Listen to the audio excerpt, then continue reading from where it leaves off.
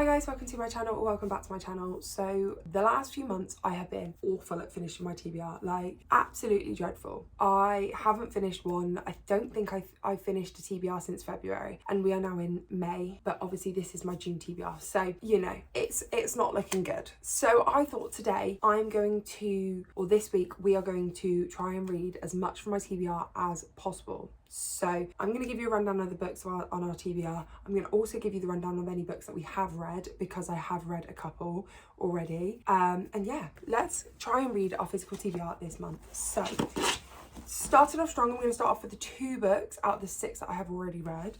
So we've got The Ballad of Songbirds and Snakes by Suzanne Collins. This will be in a separate video, so you will see my thoughts and feelings on that.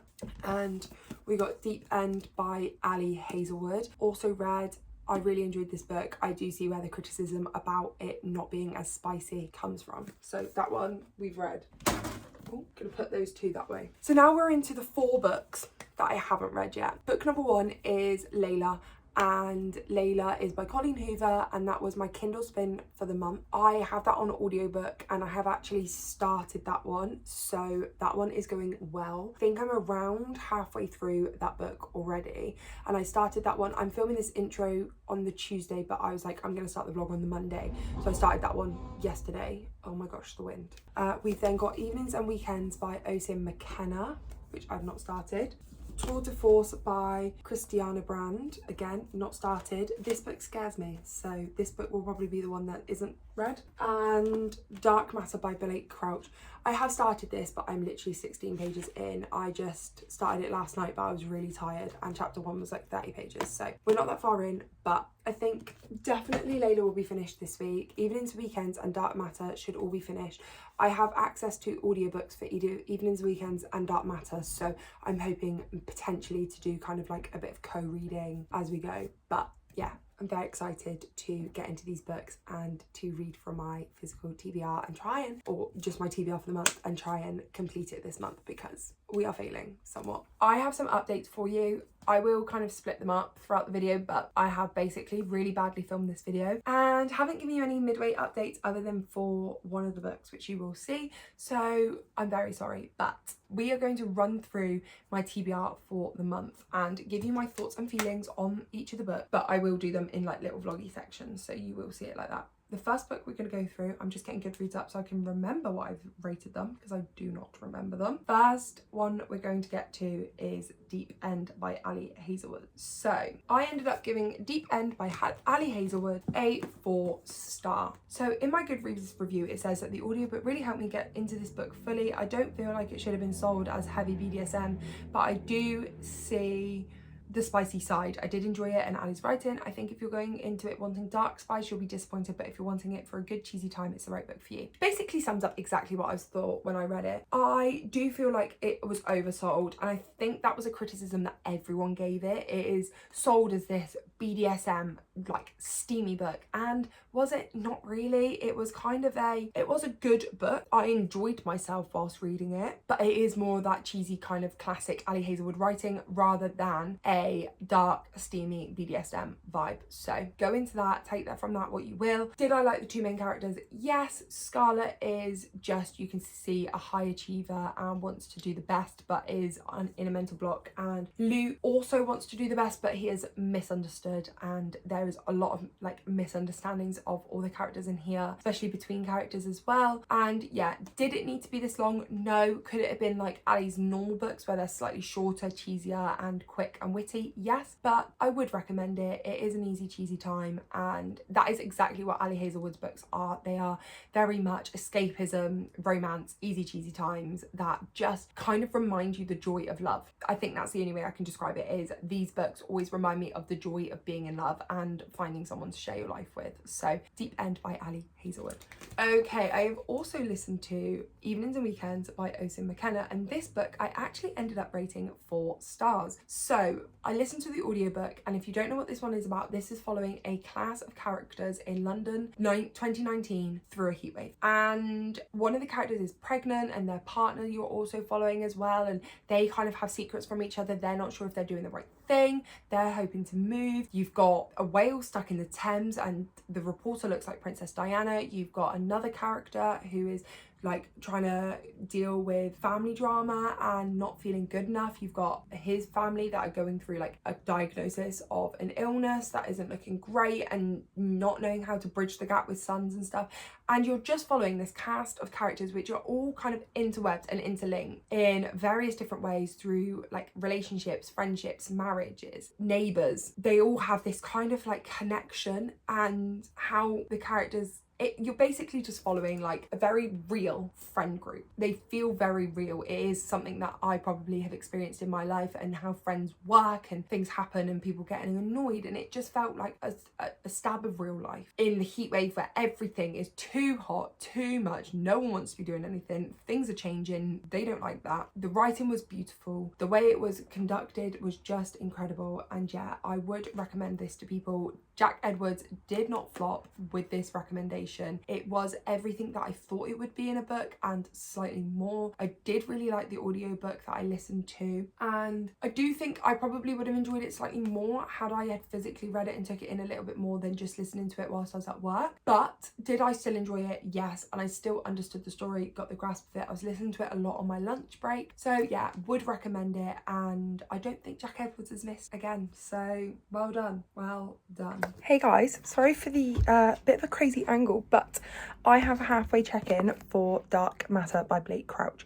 It is the evening, so I do have my lights on, so I am going to put the book down because otherwise you get this horrible glare. But we're talking about Dark Matter by Blake Crouch. I am on page 218, chapter 10, which is just over halfway, and I do feel that the description that some people are giving, it has been a little bit of a spoiler, so I'm going to try and avoid using some of the things that have been said previously and keep it as spoiler free as possible. So in this book you are following Jason, and Jason is a normal guy. He lives in a regular house with his wife and his son, and he doesn't live this extraordinary life. He doesn't have any extraordinary accomplishments. He's very happy with his life. He, however, used to be really, really into physics. He studies physics at school. He was due to kind of go on to win lots of prizes and decided to choose family over that. So now works as a college lecturer and lives, like I say, in a normal house with his wife and child. He one night goes out to drink to celebrate one of his friends or his old college roommate gaining this scientist prize, and on the way back from the drink he gets kidnapped and taken to this location, and then the story kind of goes from there. He basically gets drugged and wakes up in a place that he doesn't know, but people seem to know him, and I'll leave it from there. Like I say, a lot of the descriptions I've had about this book have given away a bit of the plot line and the storyline, and I feel like going into this with slightly less knowledge probably would have made the book slightly better. However, in saying that, I am loving this book. Downsides first, the chapters are so long. So I'm on chapter 10, and chapter 10 goes from page 218 until 252. So that chunk here is just chapter 10, which are long chapters, and I am very much a short chapter girl. I need to be like hooked and kept going. So for that, not necessarily loving, but I am really enjoying the story. I'm hooked by the concept. I want to see how the scenario gets rectified, how he kind of figures his way back to his life, if he can get back to his life and get back to the way it was previously. We've met lots of different characters. Good, bad, ugly things have happened. I am really enjoying it. I love the subject matter. It is sci-fi, but I haven't read a lot of sci-fi before, and I feel like I might need to start picking up the genre because this book is incredible. I've heard so many good things about it, and I was kind of a bit apprehensive because a lot of the time when you hear lots of good things about books, you're kind of like, is it actually worth the hype? Is it going to be over exaggerated? Am I not going to enjoy it as much as everyone else? I found with the Akatar series, I didn't really enjoy it as much as everyone else did, but that's just not overly my genre. I thought sci-fi, not really my genre. Am I going to enjoy it as much as everyone else? And I am loving this book. I'm not necessarily flying through it, but I'm just finding I'm not having a lot of time at the moment to sit down and actually read. So I don't want to pick this one up on audiobook. I want to continue reading it. So I am going to try and continue reading it. So that I need to prioritize. But yeah, absolutely loving it and just having a really, really, really great time with it. So yeah, I will check back in once I have finished the book and give you the end updates. But I don't know where it's going to go. I feel like it's slightly got thriller-esque vibes where you're kind of like, this big thing happens and you're trying to work through time and that to figure it out. So I don't know where it's going to go. I have an idea, obviously, with a lot of things. I want a happy ever after, but am I going to get one? Are third parties going to start getting involved? I don't know. But I'm very excited to find out and see what happens and see if other people start figuring out what's going on. And yeah, if you've read the book, you might understand where I'm coming at, but really, really good at the moment. 10 out of 10 would recommend.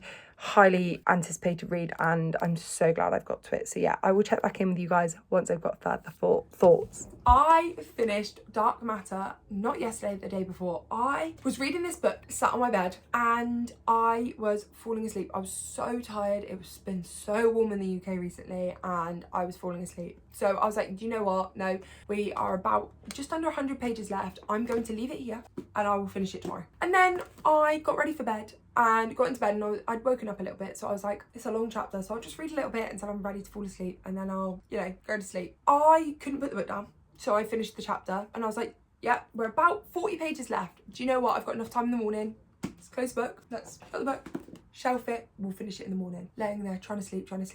No, I need to know what happened. This book, 8. I understand the hype so much. I will say the ending, I was telling my boyfriend about it because he doesn't read, and so I basically tell him all spoiler thoughts, everything. I'm like, can I tell you, can I spoil it for you? And he's like, yeah, Lauren, I'm never gonna read it. So I was like, this happened and this happened and this happened, and he said, did that feel really rushed at the end? And I was like, no. Now that I'm reflecting on it, yeah, the ending was very rushed.